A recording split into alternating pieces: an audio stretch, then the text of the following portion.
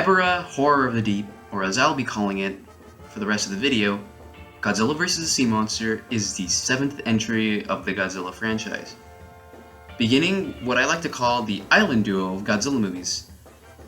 Directed by my personal favorite Godzilla director, Jun Fukuda, written by Shinichi Sekizawa, and composed by my second favorite kaiju composer, Masaru Sato. The movie stars Akira Takarada, Kumi Mizuno, Akihiko Harada, Toru Ibuki, Toru Watanabe, and Hideo Tsunazaka. As almost everyone knows, this movie originally began as a King Kong project, but eventually morphed into a Godzilla movie. This can be seen with the smaller scale of Godzilla's enemies in this movie, and Godzilla having some Kong-esque manners. It will also kind of kick off the trend of Godzilla enemies simply being just giant versions of real animals with no, powers.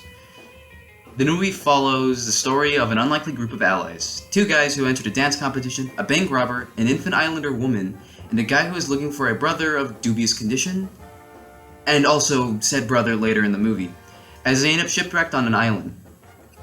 An island owned by nuclear arms dealers named the Red Bamboo, who are enslaving the people of the nearby infant island. But the island holds an even scarier secret, a sleeping Godzilla. And the arms dealers have a pet Giga Shrimp. The unlikely team must work together to get off the island, and Godzilla fights Ebirah, and Mothra kinda shows up. Godzilla vs. the Sea Monster is a movie that I had 3 different VHS copies of as a kid. I actually grew up watching this movie, but I honestly thought it was really boring growing up. But as I got older, I've honestly warmed up on it, and I quite like it now, actually. I've seen opinions are mixed on this movie. I've heard it be called, boring and cheap, but I've also heard it, be referred to as very fun, refreshing. That's me, I say that. So, today there's really no question to ask, but rather I'm just gonna kinda gush about how much I like watching Godzilla fight this big-ass lobster, after I watch it one more time, of course. So I watched it again, and it's such a good movie. While it's light on monster stuff, the human plot more than makes up for it.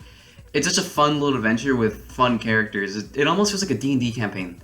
The music is also just so good. Masaru Sato always makes great shit. The small amounts of monster action are always so fun. Godzilla's fights with Ebirah are great. The Mothra fight, while very short, is still very fun. And the Condor fight it's disorienting, but I really like watching it, to be honest. The scenes where the main cast has to infiltrate the Red Bamboo's bases are always super fun to watch too.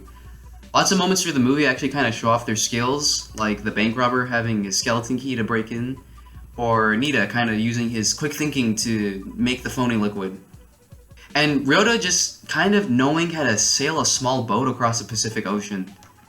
This movie is also filled with a lot of wacky moments, like when Ryota breaks the bank robber's gun, the entire Condor fight, the scene with Godzilla fighting the Red Bamboo's fighters, which just has surf rock music in it for some reason. And, the scene where Ryota gets his foot caught in a balloon while he's trying to escape the Red Bamboo's base and ends up just floating over to Infant Island. I also just really like Ebirah as a monster too. Ebirah, he's really shown to be kind of intimidating in the beginning of the movie, where they just kind of show his claw, and then he just eats some people who are trying to escape later. He was kind of intimidating, to be honest. The only real issue I have is the pacing in the movie. It does slow down pretty bad when Godzilla shows up after the first fight. But other than that, I really don't have anything to say that's bad. So, as I've been saying, I really like this movie. I think it's underrated and does not get the respect that it deserves. The characters are so fun, and the story is also just as fun as the characters. Honestly, would still love this movie if it was nothing more than just the human plot with no monsters.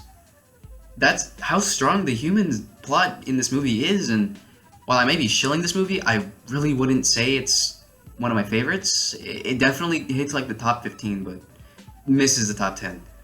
Still, please, go watch it, give it a fair shake. It's such a hidden gem in the Godzilla series.